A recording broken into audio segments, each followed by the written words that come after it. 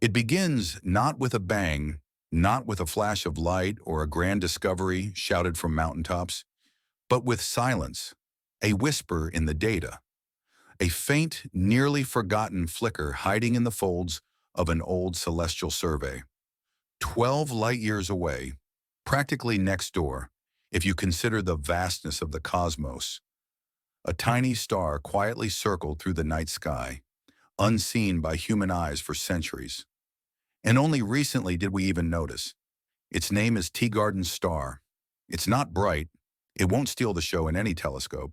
But what it lacks in brilliance, it makes up for in mystery. Because orbiting this small dim ember of a star are two worlds, two real confirmed planets. And they are unlike anything we expected to find so close to home. They sit in a place where life, as we know it, could take root. Not in some distant galaxy, not in a dream or a fable, but here, nearby, waiting. Think about that. When you stare up at the sky on a cold night, maybe from a rooftop or a quiet field, the light from those stars is often hundreds, even thousands of years old. But Teegarden Star is different. Its light left just 12 years ago. A child born the day that light departed would barely be a teenager now. In the language of stars and space, that's practically touching distance. And around this star, small, steady, ancient, two rocky worlds revolve, each potentially offering the single most precious thing we search for beyond Earth, the conditions for life. It wasn't meant to be found, not at first. Back in 2003, Bonner Teegarden and his team weren't looking for new stars. They were reviewing asteroid data, checking for rocks that might wander a bit too close to our planet. But something strange emerged from the noise, an object moving faster than expected across the sky, like a ghost caught in motion. It wasn't an asteroid, it was a star, one that had been hiding in plain sight, so faint that no one had noticed. They hadn't looked in the right way. That moment, buried in satellite archives and silent spreadsheets, became the start of a journey that would stretch into the farthest corners of imagination. Because Teegarden Star, for all its quiet, hosts not just one, but two planets with the kind of credentials that set hearts pounding in observatories across the world. The kind that whisper, maybe we're not alone. The first is Teegarden B. It orbits its star at a distance so close it would seem impossible, just under 4 million kilometers away, less than a tenth of the distance between Mercury and our Sun. And yet it's not scorched or blistered.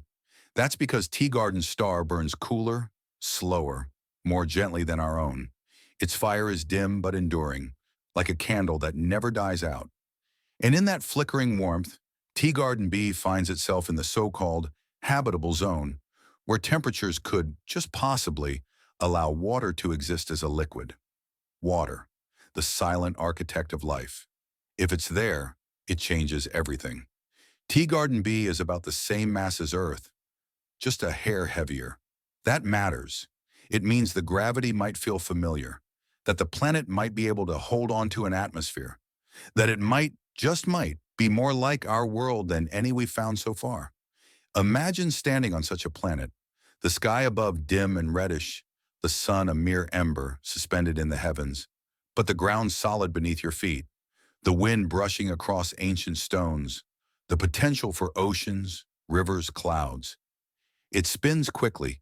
Years last less than 5 Earth days. But time wouldn't feel the same, not there. If it's tidally locked, one half of the planet is always bathed in daylight, the other trapped in eternal night. And in between, a thin band of twilight, a narrow strip of possible calm between two extremes. A place of eternal dusk, where temperatures balance just enough to whisper of rain and breeze, perhaps even forests or fields if nature dared. But we don't know. That's the haunting truth. We're still just guessing based on gravity and distance, light and math. No telescope has yet pierced its skies. No probe has yet skimmed its clouds. We don't know what it smells like. We don't know what it sounds like. But that space between knowing and not knowing, that's where wonder lives. And Teegarden B exists firmly in that space. And then there's Teegarden C, a little farther out, a little colder, a little quieter. It orbits more slowly, an 11-day year, still a blink of an eye compared to our own, but its location near the outer edge of the habitable zone hints at a different kind of potential. It might not be warm, but if it has the right kind of atmosphere, something thick and rich, it could trap just enough heat to melt ice, to stir winds, to give rise to lakes hidden beneath the surface. Maybe it's not a planet of flowers and skies, but of ice and silence, where life sleeps beneath the crust. If Teegarden B is the dream of a second Earth, Teegarden C is the mystery of a shadowed world, a place that may hold life not in sunlight, but in secret. Two planets, two chances, two echoes in the void, orbiting a star so small we missed it for generations. And they're right next door. It's strange to think that somewhere out there, only 12 light years away, there could be another sky. Not just stars and blackness, but a real sky. One tinted red or orange, lit by a star that never blazes, only glows. Maybe clouds drift across that alien horizon.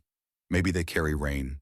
Maybe they fall over mountain ranges, valleys, oceans, all hidden to us by distance and time.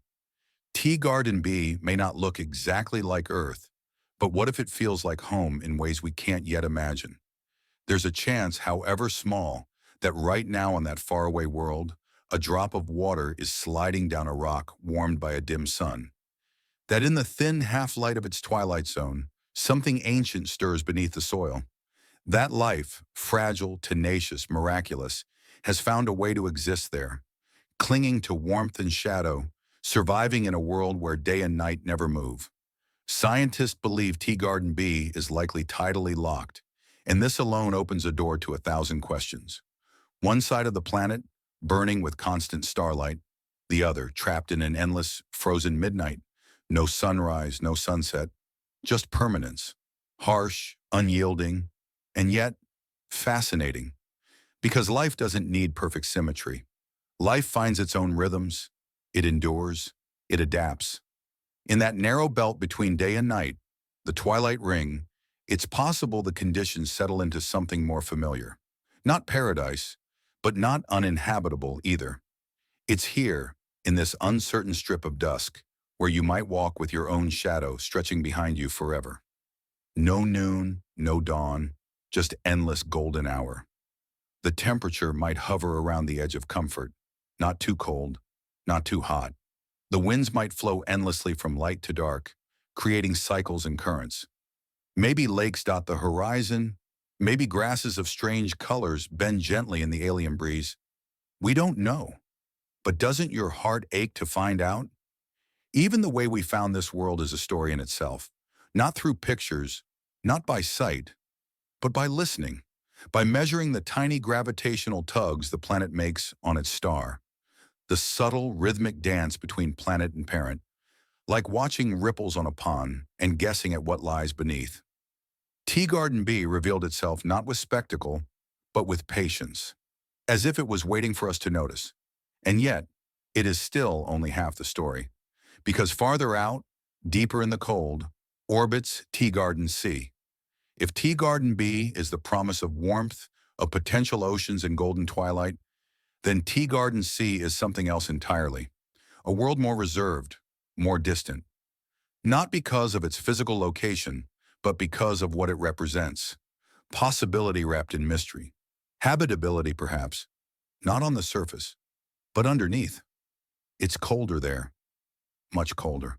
The star's light barely reaches it with any strength. If you were to stand on its frozen surface, it might feel like the dead of winter in the most isolated corner of Earth. The kind of cold that silences everything, where the air feels still and ancient.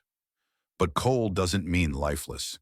Beneath miles of ice, there could be water. Beneath water, heat. And with heat and water together, life becomes possible once again. We've seen this before, not in other galaxies, but here, in our own solar system. Moons like Europa and Enceladus show signs of hidden oceans under their crusts. Oceans kept warm not by sunlight, but by internal forces. Tidal stress, geothermal heat, complex chemistry. Teegarden C could be another example. Maybe it's not a surface world, but a world that hides its secrets deep within. And if that's true, then what lives there might not need light the way we do. It might thrive in darkness, glowing faintly from within, or feeding off minerals and chemical gradients. It might resemble nothing we've ever imagined, or maybe it's eerily familiar, primitive, microbial, ancient. What's both beautiful and heartbreaking is that we don't know. We can't hear their winds. We can't see their oceans. We can't touch their stones or breathe their air. Not yet. All we can do is piece together clues from light years away. We calculate, we simulate, we dream. And each new discovery only makes the silence louder. These planets could be dead, or they could be teeming with a biosphere so different from ours we wouldn't even recognize it. And that brings us to the question we're always circling around. Could these planets really be habitable? The truth is, habitability isn't simple. It's not just about distance from a star. It's not about temperature alone. It's a delicate balance of dozens of factors: atmospheric pressure, magnetic fields, surface chemistry, radiation levels, planetary mass, rotational stability. All of it matters. All of it we barely understand. Teegarden B is close enough to its star to receive energy, yet far enough to avoid being scorched. If it has an atmosphere even remotely like Earth's, something thick enough to trap warmth, something rich in nitrogen, oxygen, water vapor, it could support life on the surface. Not life in the abstract, but real, breathing life. Plants, bacteria, maybe more. Teegarden C, though colder, may follow a different path. Life underground, life under ice, life protected from the bursts and flares that red dwarfs are known for, though Teegarden Star seems unusually calm. That calmness, that tranquility, might be the difference between a living planet and a dead one. Still, all of it is theory, educated guesses, possibility without proof. But in that uncertainty lies the greatest thrill. These planets may never hold life, or they may be alive right now. Maybe with creatures under alien skies, maybe with oceans we'll never swim in. Maybe, just maybe, with beings looking up at their own night sky, wondering if they too are alone. They don't know we're here. Not yet. And for now we can only wonder about them. 12 light years. In the vastness of space that's practically next door. A cosmic breath away. And yet, it might as well be infinity. With our current technology, it would take tens of thousands of years to reach the Teegarden B or C.